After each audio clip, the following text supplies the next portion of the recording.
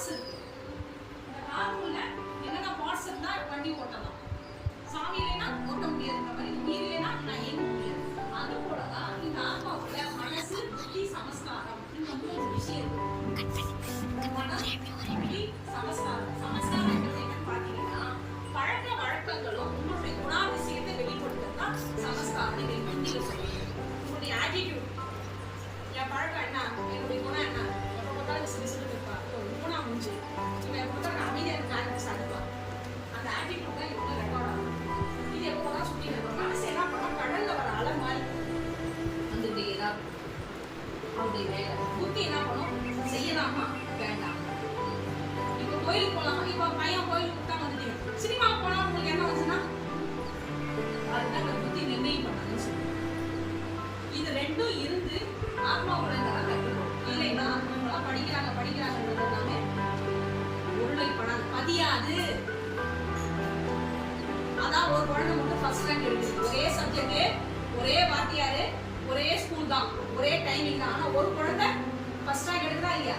அது ரெண்டுமே அதுக்கு கனெக்ட் ஆகுது. சரிங்களா?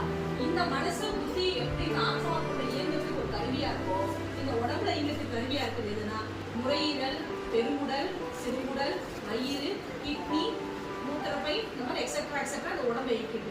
இதுக்கும் உடம்பு ஆத்மாவுக்கும் சம்பந்தம் கிடையாது.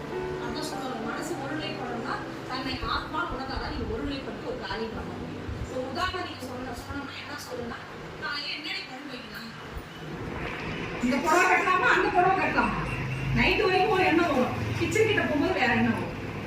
நிறைய நேரம் நம்ம சாவி, பர்ஸ், இந்த ரேஷன் கார்டு இதெல்லாம் தொலைச்சிருப்போம். தான் வச்சிருப்போம். மறந்து டென்ஷன், என்னது டென்ஷன். இதெல்லாம் ஆத்மா சக்தி இழக்கிறதுனாலதான் எதிர்மறை எண்ணங்கள், அதுக்கு பேர் சொல்லுவோம். எதிர்மறை எண்ணங்கள்லாம் கெட்ட எண்ணங்கள்.